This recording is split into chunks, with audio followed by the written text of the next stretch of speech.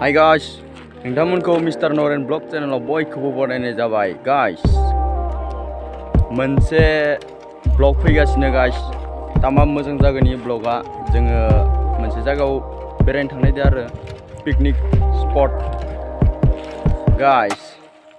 आं थांनायालाय बे जायगायाव खनथाम खनब्रैसो थांबाय थांनाया, होमबाबो एबारै भिडिअ खालामगोन आरो मानो होनबा आंनि बुंनायफोराबो मोजां जाखाया, माने गोदान जाहैबायना, ओमफ्राय लाजिनायबो नाङो बुंनो थाखाय, बोरैबाबो नाङो आरो बुंनानै, ओमफ्राय माथोफ्राबोथ' मोजां जाखाया।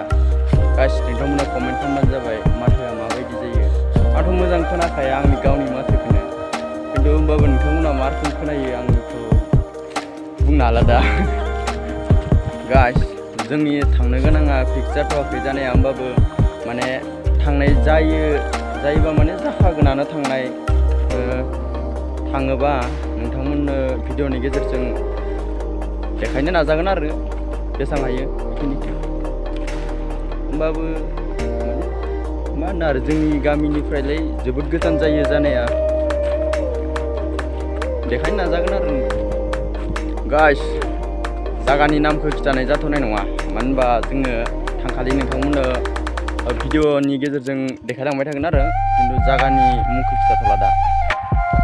गाइस जोंनि गामियाव माने जोंनि नै एरियायाव दाबायदि बोथोराव दैया माबायदि फैयो नोंथांमोननो देखायनांगौ गाइस। नै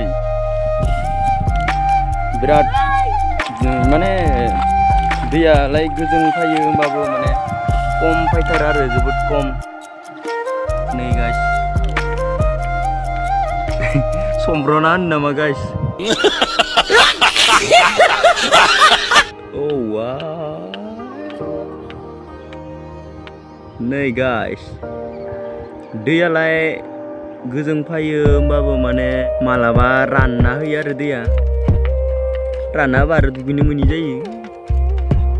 बरिं दोङो दोंनाया, होमबाबो दुगैनो मोनि जास्रायो। गाइस दुगैनो मोनि जास्राया आरो, माने बरिंनिफ्रायथ' दैया फैना इदिनो दुगैनो मोनो, माने लोंनाय आरो दुगैनाय इदिनो मिलायनो गोनां जायो आरो, खिन्थु एभेलेबेल बाहायनो थाखाय गैया जायो। बेखिनियानो ग्रोब जाहैखायो आरो। गाइस भिडिअखौ बेखिनियावनो फोजोबनाय जाबाय, मानो होनबा थांखालि नोंथांमोननो देखायलांनो नाजागोन। नोंथांमोना मोजां नाङोब्ला शेयार खालामबानो जाबाय आरो गासिबो सापर्ट होबानो